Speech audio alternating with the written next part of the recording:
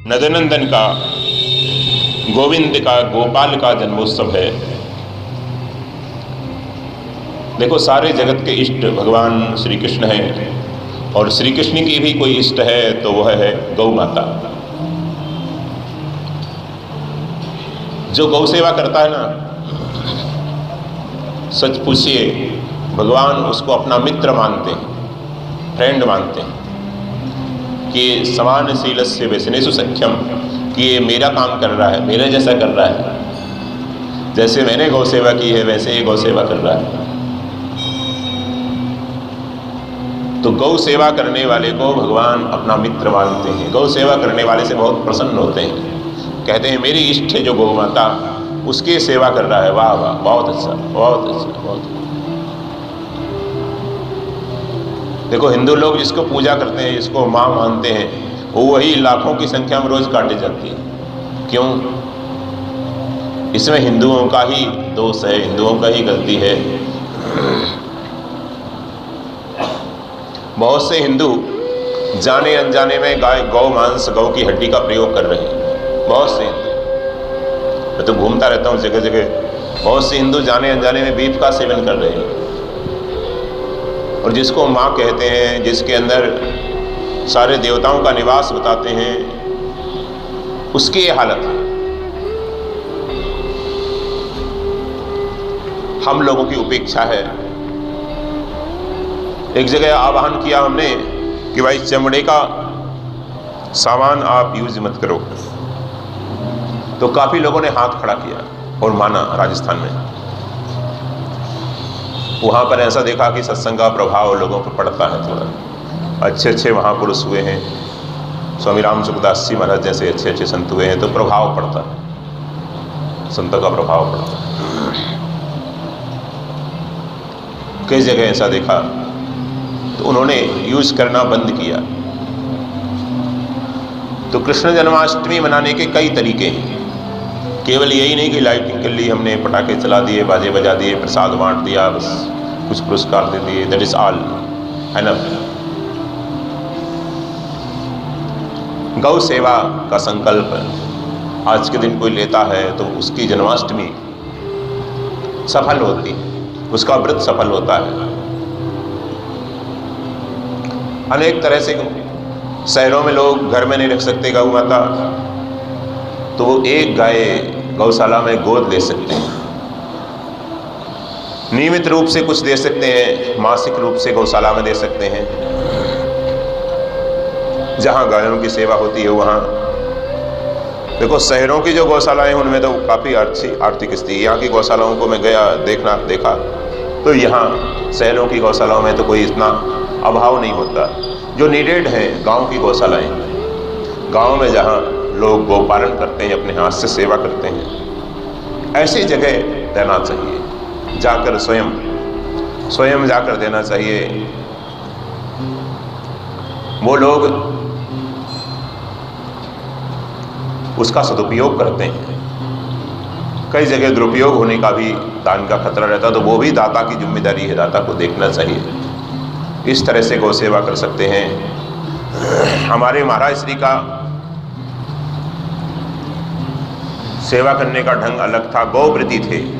गौव्रती मतलब गाय का ही दूध, घी, दही उपयोग करेंगे जीवन में। शुद्ध देसी गाय का प्रामाणिक हो तो करेंगे, नहीं तो खाएंगे नहीं। घी नहीं उपयोग नहीं करेंगे, रूखी रोटी खाएंगे। गाय का घी हो तो लेंगे, नहीं तो नहीं लेंगे, प्रामाणिक। गाय का दूध हो तो लेंगे, नहीं तो नहीं लेंगे। ये भी एक प्रैक्टिकल प्रचार होता है गौ सेवा का, प्रैक्टिकल प्रचार। एक बार मैं वृंदावन गया और वहाँ के गोसाई जी ने मेरे को उठाकर बिहारी जी का प्रसाद दिया कि आप ले जाओ महाराज श्री के यहाँ जा रहे हैं। मैंने दिया प्रसाद, महाराज जी ने प्रसाद नहीं लिया, प्रणाम करके उसको वापस दे दिया। मैंने सोचा बाद में लेंगे भिक्षा के साथ, भोजन के साथ, तो बाद में भी नहीं लिया। पता लगाया बात क्या है, बोले महाराज श्री को जब तक ये पक्का ना हो कि केवल गाय के दूध से बना है ये प्रसाद भी हो, तब तक नहीं लेते, भले ही वो बाकी बिहारी जी का प्रसाद है। इतनी निष्ठा ऐसे महापुरुषों के द्वारा गौ सेवा होती है। ऐसे महापुरुषों के द्वारा वास्तविक कल्याण होता है। जगत का नियम था, अपने जीवन में नियम था पक्का। जिसके जीवन में कोई नियम नहीं वो तो पशु की तरह है, कोई क्राइटेरिया नहीं, कोई नियम नहीं, कोई सिद्धांत नहीं, कोई प्रिंसिपल्स नहीं।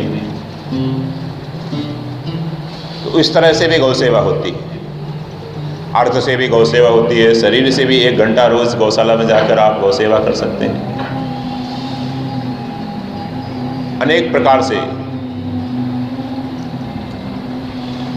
गौ सेवा के प्रकल्प होते हैं, आप और भी विचार करके कर सकते हैं। तो भगवान को सबसे ज़्यादा गौ माता प्यारी है, गौ माता बहुत प्यारी है। हमारे यहाँ भारत में किसी का जन्म होता था तो गौदान करते थे, फिर बाद में दूसरा संस्कार होता था गौदान करते थे, फिर नामकरण संस्कार होता था गौदान करते थे। 16 गायें 16 संस्कार में तो एक गरीब आदमी भी कर देता था। 16 बार गौदान तो एक गरीब भी करता था। अब तो ऐसे ऐसे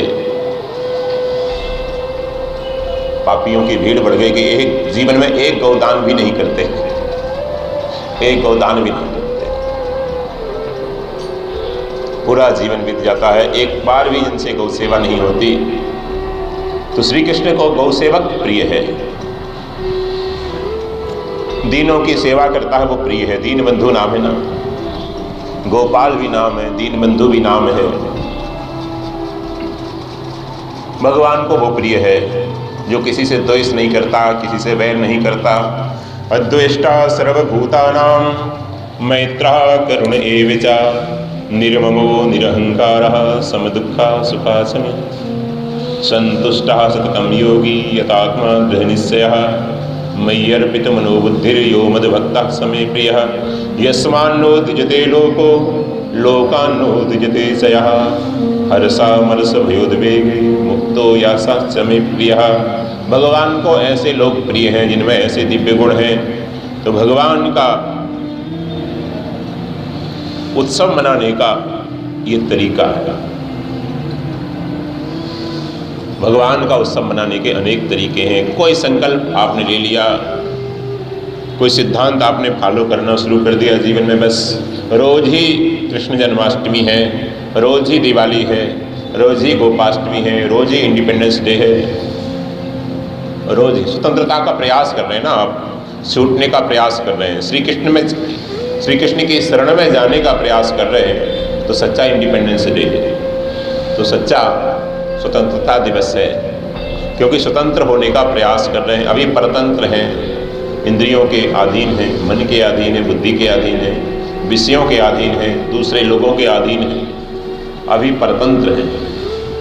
तो वास्तविक स्वतंत्रता, वास्तविक जन्माष्टमी रोज हो जीवन में, इसके लिए कुछ जीवन मूल्यों को हमको अपने जीवन में दृढ़ता से स्वीकार करना पड़ेगा, तब जाकर वास्तविक जन्माष्टमी होती है, वास्तविक स्वतंत्रता दिवस होता है, वास्तविक उत्सव जीवन में होता है।